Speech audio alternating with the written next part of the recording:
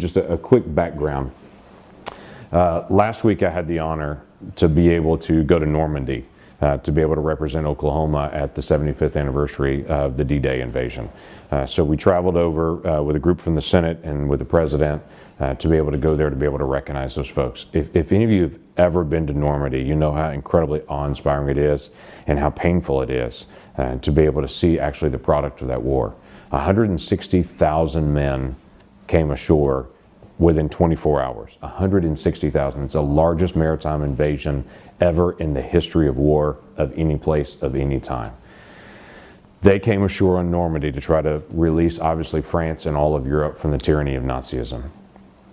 The hard thing is to be able to be on that beach, and just above it, where the actual ceremony is at the American cemetery there, and thousands of crosses and stars of David that line up that area just above the beach, where you realize the men who came ashore here, those that died here, are buried right here. And it is an eternal reminder of how painful war really is and about the cost of our freedom and what really occurred at that spot. There were 60 D-Day veterans that were able to be back. Now you realize it's 75 years past. There were 60 D-Day veterans that returned back to be able to be there for that day. And I had the honor to be able to meet quite a few of them before the ceremony actually began. I visited with another gentleman named Ray Lambert.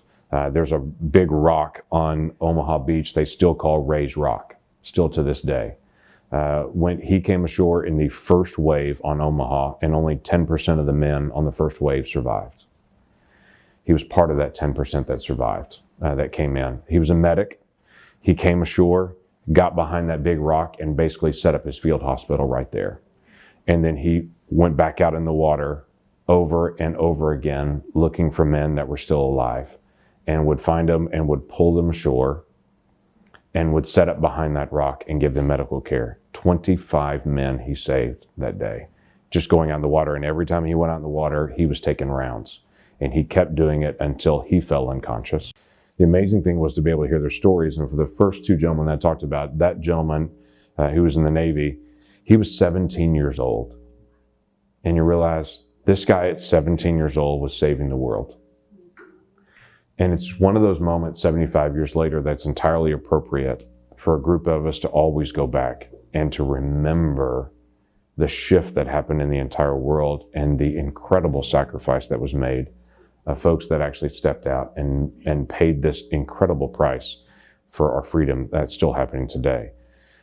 The French president was there, our president was there, both great speeches, both powerful moments to be able to speak out to the crowd. But the amazing thing was to be able to watch them turn to those World War II vets that were sitting behind them and to see their response. And for the French president to turn to them in English, it was his only moment in English that he spoke that day, to turn to them and said, "France is not forgotten.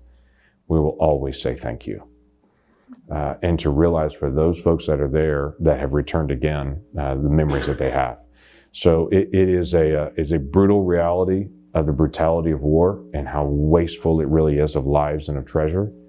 But it's also a reminder of the sacrifice that really was paid for what we're experiencing right now. So for me, it's the first time to ever be able to be there.